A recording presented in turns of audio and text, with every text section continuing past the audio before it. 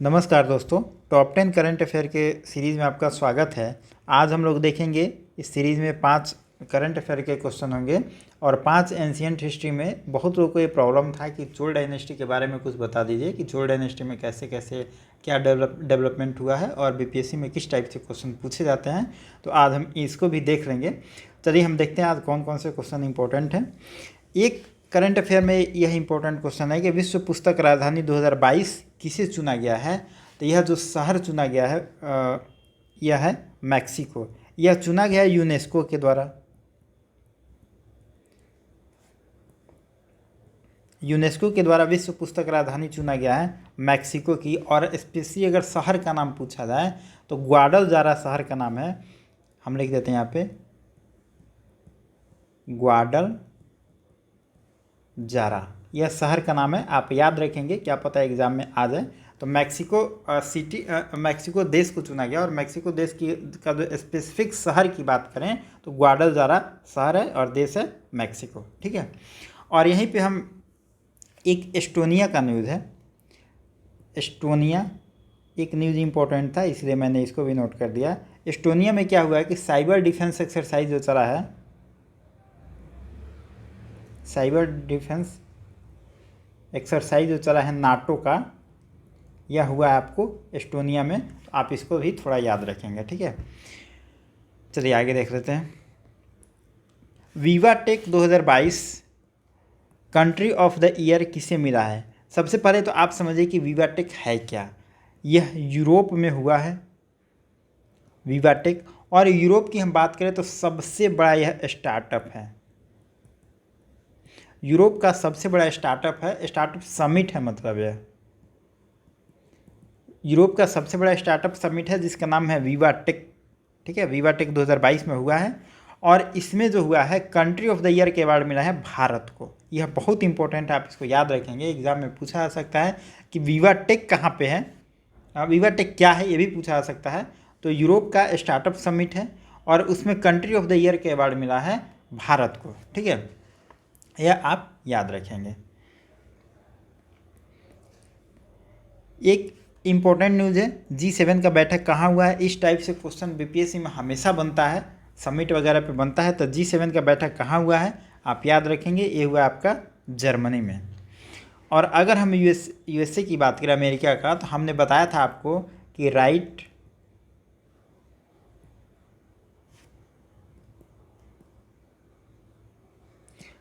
To repair कानून को सबसे पहला लागू करने वाला देश बना है अमेरिका। ठीक है, आप इसको याद रखेंगे। बहुत सारे कंट्री अब इसको इम्प्लीमेंट कर इस कानून को कर चुके हैं, लेकिन जो पहला देश था वो अमेरिका था। तो आप इसको याद रखेंगे।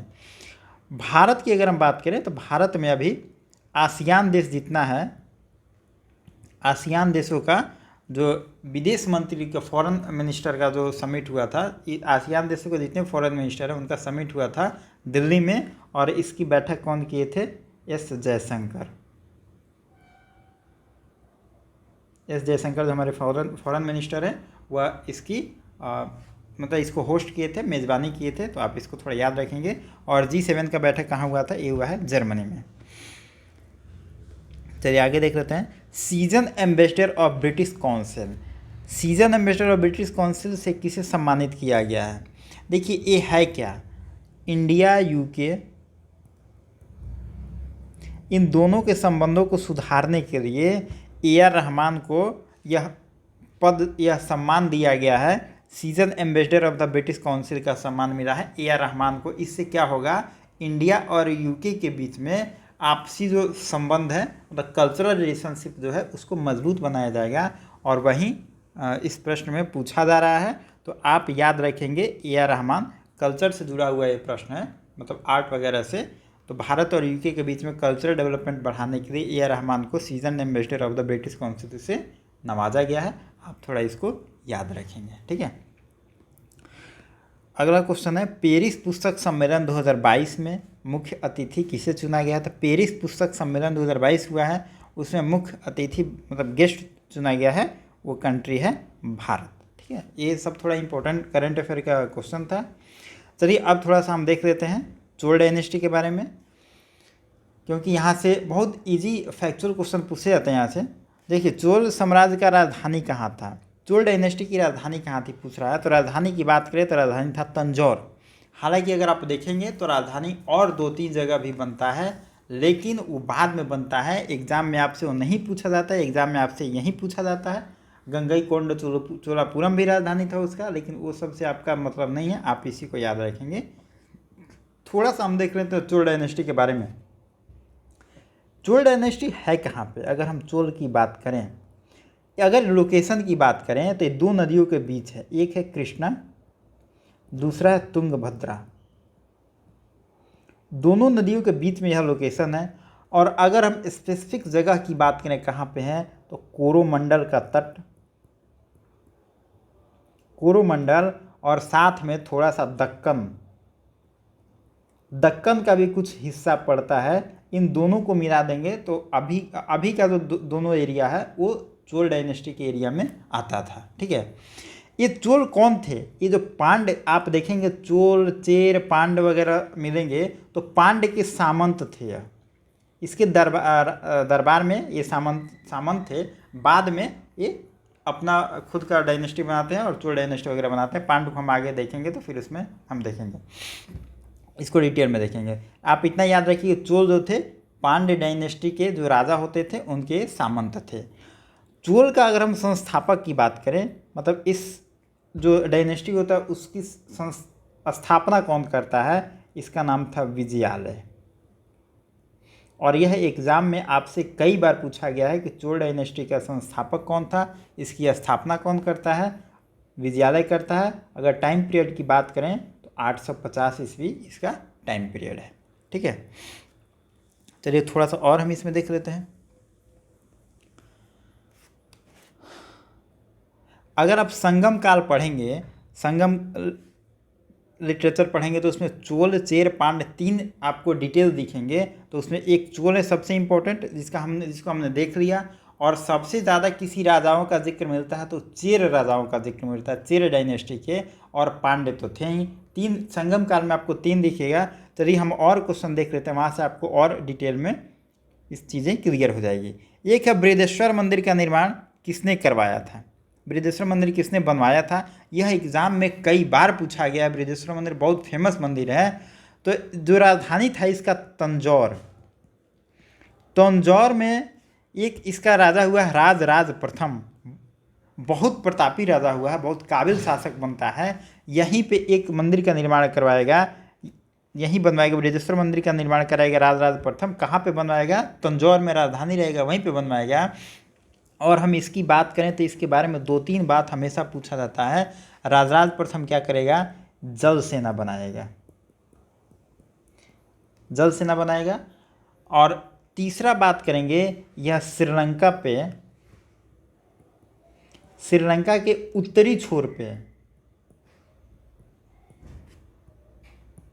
आधिपत्य करेगा अपना, मतलब पूरे श्रीलंका पे अपना मतलब स्थापना, पूरे श्रीलंका को नहीं जीतेगा। श्रीलंका का जो ऊपरी छोर है उसको थोड़ा सा जीतेगा, लेकिन उसके बाद इसका टाइम खत्म हो जाएगा, फिर मर जाएगा, तो उतना नहीं कर पाएगा। लेकिन श्रीलंका जीत की जो कामना है यह शुरुआत करेगा, श्रीलंका पे अटैक पहली बार ये करेगा। आपसे अगर पूछा जाए कि चोल डायनेस्टी का कौन राजा था श्रीलंका के ऊपरी भाग पे आक्रमण किया था और जीता था, तो वो है राजराज प्रथम।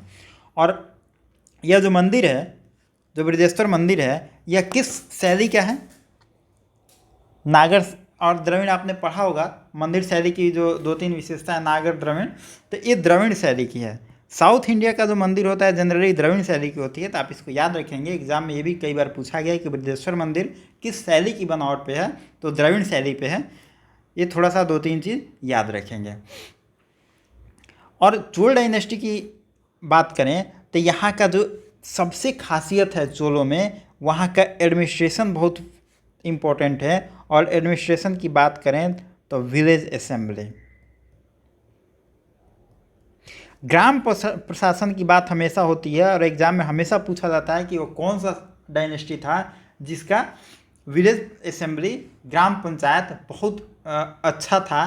तो यह आप याद रखेंगे हमेशा, चोल डायनेस्टी का जो विलेज असेंबली था, ग्राम पंचायत था, बहुत मतलब इसका बेहतरीन उदाहरण है। और इससे बेहतरीन हिस्ट्री में कहीं भी ग्राम पंचायत का उदाहरण आपको, विलेज असेंबली का उदाहरण आपको नहीं मिलता है। यह सब का ब्यौरा कहाँ से मिलता है, सोर्स क्या है चोल डायनेस्टी के बारे में हमें सब जानने की। तो अगर हम सोर्स की बात करें तो एक अभिलेख मिला है, उसका नाम है उत्तर मेरूर अभिलेख। यह अभिलेख मिलता है, इसी में चोल डायनेस्टी के बारे में सारी चीज़ें लिखी हुई है। तो हम उत्तर मेरूर अभिलेख के आधार पे ही बता पाते हैं कि सारा चीज़ क्या, कैसे और कहाँ मिला है। आपसे कई बार एग्जाम में यह पूछा गया है कि चोल डायनेस्टी के बारे में सारा चीज़ जो मिला है किस अभिलेख में मिला है, तो उत्तर मेरूर अभिलेख मिला है, आप इसे भी याद रखेंगे। और इसी टाइम में एक मिला है नटराज की मूर्ति। और स्कल्पचर के मामले में देखा जाए तो यह दुनिया का सबसे बेहतरीन मूर्तियों में एक है। और ये किस चीज़ के लिए, किस भगवान को डेडिकेटेड है, शिव को डेडिकेटेड है। यह किस आकार का है, आकार भी कई बार पूछा जाता है। इसका आकार है क्वाड्रिलेटरल, चतुर्भुजाकार है यह। तो चतुर्भुज के आकार का यह नटराज की मूर्ति बना हुआ है, आप याद रखेंगे। और दुनिया में जो स्कल्पचर की श्रेष्ठ रचनाएं मानी गई है उसमें नटराज की मूर्ति को माना जाता है, बहुत बेहतरीन रचना है। ठीक है, इतना कुछ काफ़ी है, यहाँ से आपको जो क्वेश्चन बनते हैं पकड़ा ही जाएंगे। और ये देखिए, ये सब फैक्ट जो है काफ़ी इंपॉर्टेंट है। आपसे ये भी पूछा था विलेज असेंबली के बारे में, उत्तर मेरूर अभिलेख के बारे में पूछा जाता है, नटराज की मूर्ति के बारे में पूछा जाता है, शेप के बारे में पूछा जाता है। ये सारे फैक्ट हैं जो बहुत इंपॉर्टेंट है, आप इसे थोड़ा याद रखेंगे। चलिए एक और देख लेते हैं, गंगईकोंड चोलापुरम की स्थापना किसने किया था। हमने देखा था कि राजराज प्रथम जो था बहुत प्रतापी राजा था, लेकिन वह जब मर जाता है तो उसका बेटा होता है राजेंद्र प्रथम। ये भी बहुत प्रतापी राजा होता है और यह गंगईकोंड चोलापुरम की स्थापना करेगा। इसके बारे में 2-3 चीज़ हम और देख लेते हैं, राजेंद्र प्रथम और क्या क्या करेगा यहीं पे देख लेते हैं। राजेंद्र प्रथम एक चोल झील बनाएगा।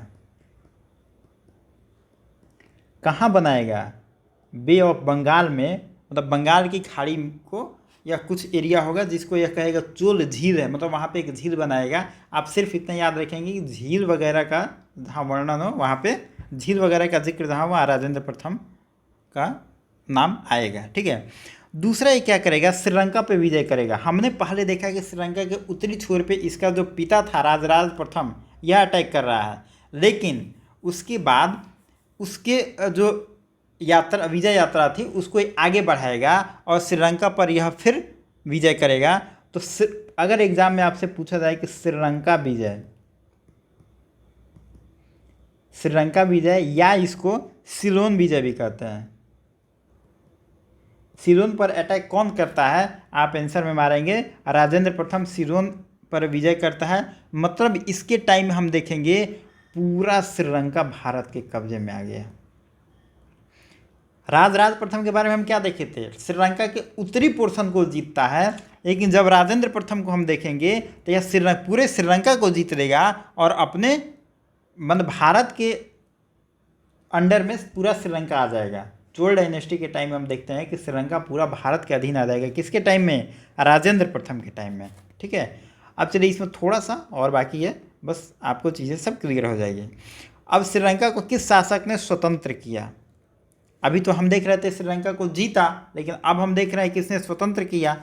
अब देखिए थोड़ा सा इसमें इसका ब्यूटी देखिए, राजराज प्रथम क्या करेगा, थोड़ा श्रीलंका को जीतेगा, उसके बाद राजेंद्र प्रथम आएगा, ये क्या करेगा, यह पूरा श्रीलंका को जीतेगा।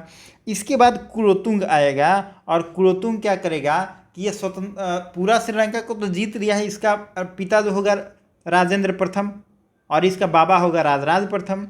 पहले यह श्रीलंका के ऊपरी पोर्शन पे अटैक किया, राजेंद्र प्रथम आया तो पूरा श्रीलंका जीत लिया, पूरा श्रीलंका जीत लिया गया है। उसके बाद कुलोतुंग आएगा, तो कुलोतुंग क्या करेगा कि अपनी बेटी की शादी श्रीलंका का एक राजकुमार होगा उससे करा देगा। और जब शादी संबंध बनता है तो 2 देशों के बीच में या 2 राज्यों के बीच में लड़ाई झगड़ा खत्म हो जाता है। और यह अपनी बेटी का शादी जब श्रीलंका के राजकुमार से कराएगा तो पूरे श्रीलंका को यह स्वतंत्र कर देगा, मतलब अपने बेटी को, अपने दामाद को लौटा देगा। तो यह कई बार क्वेश्चन बनता है कि वह कौन सा राजा था चोल डायनेस्टी का जो श्रीलंका को पूरी तरीके से स्वतंत्र किया। वह है कुलोतुंग। और पार्शियल कौन जीतता है, ऊपरी पोर्शन पे कौन जीतता है, राजराज प्रथम। पूरा जीतता है राजेंद्र प्रथम। और कुलोतुंग आता है तो अपने बेटी की शादी श्रीलंका के राजकुमार से करवाता है और दहेज में, एक कह सकते हैं दहेज में दिया या जो भी गिफ्ट कर दिया या ऐसे ही फ्रीडम दे दिया, जो भी किया, लेकिन अपना आधिपत्य हटा लेता है। तो ये था पूरा कहानी आपको चोल डायनेस्टी का। यही से प्रश्न बन सकता है। देखिए एक और फैक्ट यहाँ पे हो सकता है कि एक जगह का नाम है उरैयूर। कई बार यहाँ से प्रश्न बनता है कि उरैयूर किस लिए फेमस था, तो यह कपास के लिए फेमस था। सूती वस्त्र का यहाँ पे बड़ा मतलब सूती वस्त्र यहाँ पे बनता था। यह बहुत व्यापारिक कंपनी था। और यह जितना कुछ हमको ये सब मिल रहा है इसके बारे में, एक तो अभिलेख है हमारा, उत्तर मेरूर अभिलेख है। दूसरा एक बुक है, बुक का नाम है पेरिपल्स ऑफ इरिथ्रियन सी। इस बुक के माध्यम से और उस अभिलेख के माध्यम से हमको ये सारा जिक्र मिलता है। तो अगर कभी भी एग्जाम में पूछा जाए कि चोल डायनेस्टी के बारे में हमें जानकारी कहाँ से मिलती है, तो अगर अभिलेख का जिक्र आए तो उत्तर मेरूर, अगर बुक का जिक्र आए तो पेरिपल्स ऑफ इरिथ्रियन सी। इससे ज़्यादा प्रश्न नहीं पूछा जाता है। चोल डायनेस्टी का लगभग कहानी यहाँ पे ख़त्म हो गया। चलिए अब थोड़ा सा हम और देख लेते हैं। महाभारत काल में सैनिकों को भोजन कराने का वर्णन मिलता है। अब देखिए कहा जाता है कि जब महाभारत का लड़ाई हुआ था तो कुरुक्षेत्र में जो सैनिक लड़ाई लड़ रहे थे कुरुक्षेत्र के मैदान में, तो वहाँ पे एक राजा था जो कि जो सैनिक लड़ाई कर रहे थे उनको भोजन का मतलब मैनेजमेंट किया था, प्रबंध किया था, खाना खिलाया था। वो किस डायनेस्टी का था, तो चेर डायनेस्टी का था। अगर महाभारत से कहीं भी जिक्र है तो आप ऑप्शन में मारेंगे चेर डायनेस्टी का जिक्र आएगा। और चेर डायनेस्टी का वो राजा था जिसका नाम था उदयनजेरल। ठीक है, हमने 3-4 क्वेश्चन देखे थे चोल डायनेस्टी का, ये चेर डायनेस्टी की हम बात कर रहे हैं। और चेर डायनेस्टी कहाँ था स्पेशली अगर लोकेशन की बात करें, यह था केरल में। ठीक है, अभी का जो केरल है यहीं पे यह स्पेसिफिक था वहाँ पे। अगर हम इसका टाइम पीरियड की बात करें तो 130 ईस्वी टाइम पीरियड में यह था। ठीक है, तो कहा जाता है कि महाभारत काल में सैनिकों को भोजन कराने का वर्णन जो मिलता है उदयनजेरल राजा था, इसी के टाइम पीरियड से मिलता है। अब थोड़ा सा हम देख लेते हैं कि चेर डायनेस्टी में और राजा हुए। अगर संगम लिटरेचर आप पढ़ेंगे तो सबसे ज़्यादा किसी राजा के बारे में पढ़ना है तो चेर डायनेस्टी के राजाओं के बारे में आपको पढ़ने को मिलेगा। इसमें एक राजा बहुत फेमस हुआ सेनगुटवन, इसको हम लाल चेर भी कहते हैं, इसका उपनाम है लाल चेर से भी फेमस है। इसके बारे में 2-3 चीज़ बहुत फेमस है और इस पर कई बार क्वेश्चन बना हुआ है। अगर हम सेनगुटवन की बात करें तो यह बहुत प्रतापी राजा है और यह महिलाओं का बड़ा फेमस राजा है। कैसे हम बताते हैं अभी। ये क्या करेगा, बहुत वीर है, बहुत साहसी है, बहुत प्रतिभाशाली है, दुश्मनों को हराने में बहुत इसका मतलब अच्छा योगदान रहा है। अपने टाइम का बहुत प्रतापी राजा इसको कहेंगे। हाथी के साथ इसको लड़ाई करने में महारत हासिल था। लेकिन इसका फेमस एक काम होता है, यह पत्नी पूजा करेगा। मतलब पत्नी पूजा को अगर स्टार्ट करने का कहा जाए तो इसी के टाइम में उसका जिक्र मिलता है और इसी को कहा गया है कन्नगी। कन्नगी मतलब होता है आदर्श पत्नी। इसके टाइम में हम देखते हैं कि पत्नी लोगों को पूजा शुरुआत हो गया कि अपने अपनी पत्नियों की आप पूजा करिए और वगैरह वगैरह जो भी वो करिए। तो ये थोड़ा सा हिस्ट्री में इसलिए फेमस है कि इसके टाइम में देखिए समुद्र पूजा तो इतिहास में होती है, बहुत राजाओं के टाइम में हुआ है, भगवान की पूजा होती है। लेकिन यह इकलौता राजा है जो अपने टाइम पीरियड में कहता है और खुद करता भी है और लोगों को प्रोत्साहित भी करता है कि आप पत्नी पूजा करिए। तो इससे यह थोड़ा फेमस है। तो बाकी सारा चीज़ यही है। चेर के बारे में ज़्यादातर सवाल बनता नहीं है, यहीं से बनता है।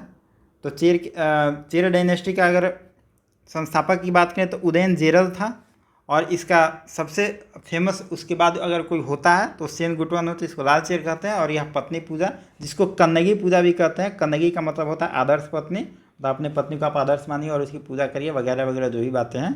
तो ये सब चला है ये सब हुआ है मतलब, और यही था आज का प्रश्न। चलिए आज का ये लास्ट क्वेश्चन आपके लिए कि चोल साम्राज्य का राजधानी कहाँ पे था। बहुत आसान सवाल है, आप इसको कमेंट बॉक्स में आंसर में लिखेंगे और बाकी जो भी होगा हम नेक्स्ट वीडियो में मिलेंगे। Thank you.